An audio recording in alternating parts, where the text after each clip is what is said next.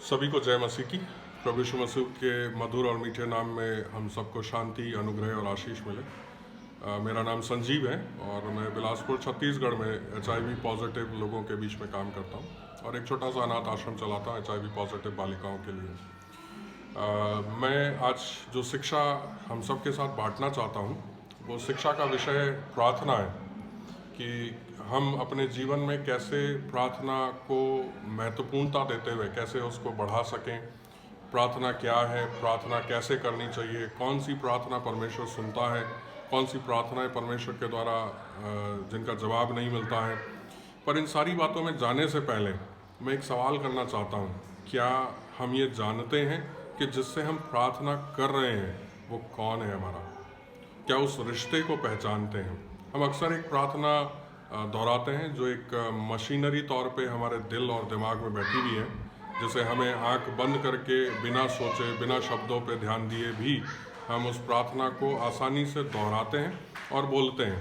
और वो प्रार्थना हमें मिलता है मत्ती रचित सुसमाचार उसके 6 अध्याय और उसके 9वें पद में, जिसमें जब चेलों ने प्रभु यीशु मसीह से कहा कि हमें भी प्रार्थना करना सिखा, तो प्रभु यीशु मसीह ने उन्हें प्रार्थना करना सिखाया और कहा कि हे हमारे पिता, तू जो स्वर्ग में है, तेरा नाम पवित्र माना जाए। और आगे हम अगर मैं कुछ छोड़ दूं तो हम इसको मशीनरी तौर पे अंत तक पहुंचा देंगे और शायद आमीन तक भी पहुंच जाएं।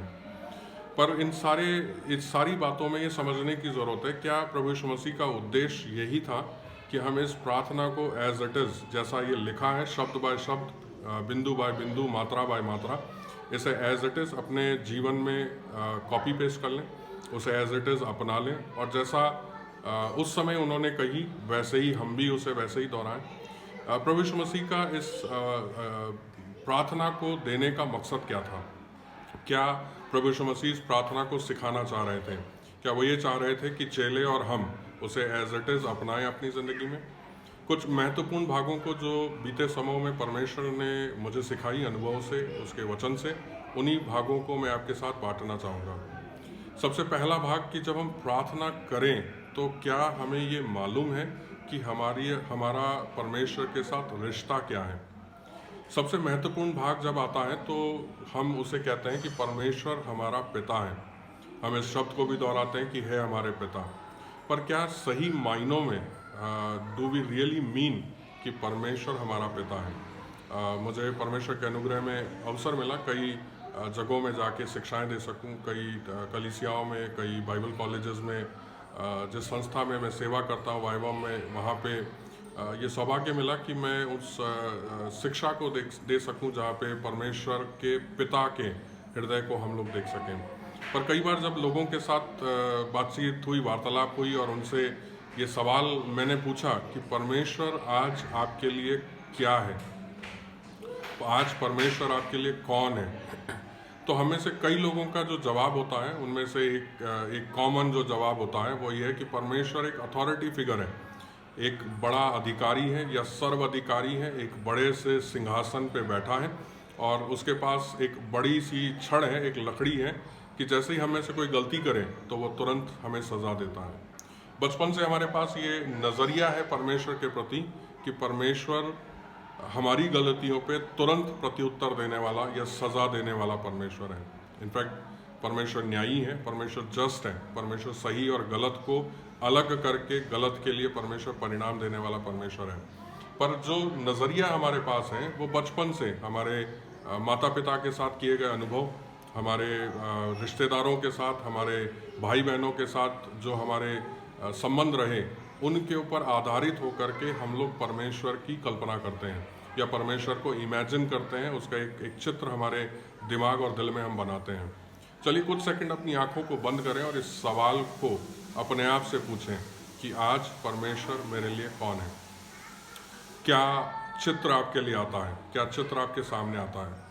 जब मुझसे कोई कहे कि संजीव तुम्हारे लिए आज परमेश्वर कौन है, और मैं अपनी आंखों को बंद करूं तो मेरे पिता का चेहरा मेरे सामने आता है। जब मैं अपने पिता की बात कर रहा हूं तो कुछ ऐसा है जहां उन अनुभवों के ऊपर आधारित होकर के मैं उस परमेश्वर पिता को भी उसी के साथ आधारित करता हूं, तुलना करता हूं या उसी से अनुसार रखता हूँ कि परमेश्वर भी शायद ऐसा ही होगा। और मेरे अपने जीवन के कुछ अनुभव हैं जिसमें मैं आपके साथ बांटना चाहूँगा कि जब मैं परमेश्वर को पिता कहता हूँ और मैं उसका उसका कंपैरिजन या उसकी बराबरी अपने सांसारिक या शारीरिक पिता से करता हूँ, क्योंकि वही एक इमेजिनेशन पिता की मेरे पास है, वही एक परिभाषा या कल्पना मेरे पास है, तो किस तरह से मेरी जो स्पिरिचुअल अथॉरिटी है, मेरा जो आत्मिक अधिकार है परमेश्वर में होकर के, वो कैसे अलग हो गया, कैसे फ़र्क हो गया और कहाँ वहाँ गड़बड़ियाँ आ गई। और असल में वो आशीषों को जो परमेश्वर मेरी ज़िंदगी में देता है उससे मैं वंचित हो जाता हूँ। उसकी मूल वजह यह है क्योंकि मेरा बचपन बहुत ही तकलीफ़ में गुजरा। मैं डाइवोर्सी फैमिली से रहा। मेरे माता पिता का तलाक हुआ जब मैं 11 साल का था और मैं करीब 12 साल की उम्र में अपने पिता के पास चला गया। 13 साल की उम्र में मैंने हर प्रकार के नशे की शुरुआत की। मेरे पिताजी कोई काम नहीं करते थे, उनके पास बैंक से कुछ उन्हें ब्याज मिलता था, पर मेरा जो बचपन बीता वो बहुत ही अभाव में बीता, बहुत ही कमियों में बीता। लोगों के दिए हुए कपड़े पहने, नहाने के लिए साबुन नहीं है, घर में पानी का कनेक्शन नहीं है, बिजली का कनेक्शन नहीं है, बस सिर्फ 2 वक्त का खाना है और उसके अलावा कुछ नहीं है ज़िंदगी में। 13 साल की उम्र से मैंने काम करना शुरू किया। अब जब मुझसे कोई कहता है कि परमेश्वर पिता है, तो मेरा पिता एक अच्छा दोस्त था, एक ऐसा व्यक्ति जो मेरे लिए एक अच्छा इंसान था। अब जब मैं परमेश्वर को उससे तुलना करता हूँ तो परमेश्वर भी मेरे लिए एक अच्छा है, परमेश्वर भी मेरा एक अच्छा दोस्त है। लेकिन जो मेरे साथ संघर्ष रहा वो ये रहा कि मेरे पिताजी के पास वो संसाधन नहीं थे, वो सुविधाएं नहीं थी कि वो मेरी ज़िंदगी में उसे मुहैया करा सकें। मैं सिर्फ 6ठी कक्षा तक पढ़ा हूँ, उसके बाद मैं कभी स्कूल नहीं गया। तो हमेशा जब किसी चीज़ की ज़रूरत है या ज़रूरत होती है तो मेरे पास सबसे पहले ये सोच आता था, क्या मेरे पिताजी सक्षम हैं 5 रुपए का एक साबुन दिलाने के लिए? क्या पिताजी सक्षम है मुझे एक नई चप्पल दिलाने के लिए? और अब जब 19 साल की उम्र में मैंने अपने ज़िंदगी को प्रभु को दिया और ये निर्णय लिया कि परमेश्वर मैं आपके साथ चलना चाहता हूँ, मैं आपकी सेवा करना चाहता हूँ, तो अब जब मैं प्रार्थना करने लगा तो मेरे लिए यही सोच होती थी कि क्या परमेश्वर के पास वो है मुझे देने के लिए। क्यों? क्योंकि मैंने परमेश्वर को अपने पिता के छवि के रूप में देखना शुरू किया कि परमेश्वर पिता है, तो परमेश्वर पिता चूँकि एक अच्छा दोस्त है, एक अच्छा इंसान है, एक अच्छा व्यक्तित्व है, लेकिन उसके पास उन संसाधनों की कमी है जो मेरी ज़िंदगी को पहुंचा सकें। अब जब मैं प्रार्थना करने लगा तो मेरी प्रार्थनाएं भी सीमित होने लगी, मेरी प्रार्थनाएं भी संकोचित होने लगी। जब मैं प्रार्थना करने लगा तो मैं हमेशा परमेश्वर से भी सेकेंड हैंड चीज़ों को मांगने लगा।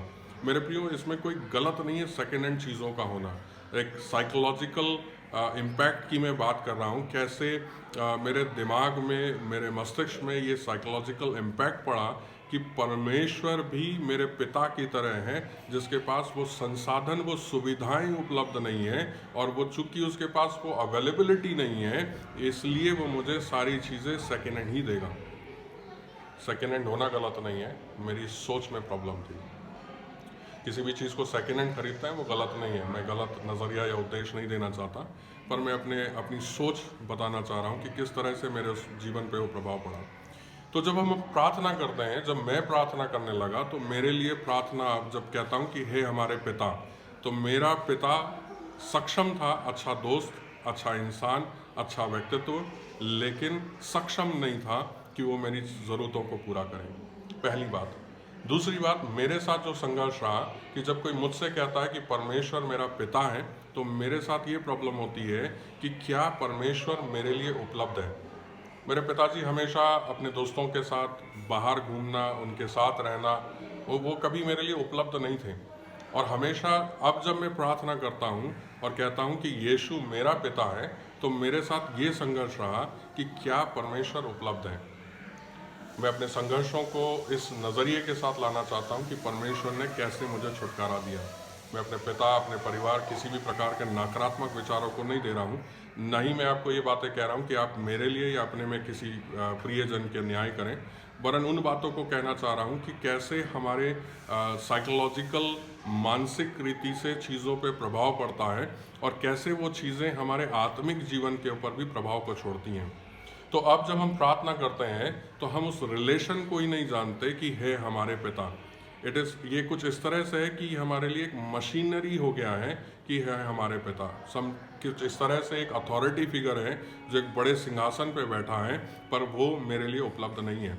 या तो वो बहुत बड़ा अधिकारी है, या वो दंड देने वाला है, या वो उसके पास संसाधन नहीं है। वो एक अच्छा इंसान है, वो अच्छा व्यक्तित्व है, लेकिन वो मेरे साथ नहीं है। मेरे प्रियो, मैं उस शिक्षा में और आगे बढ़ना चाहूँगा। ये पहला सीरीज़ है जो आपके साथ बांटना चाहता हूँ।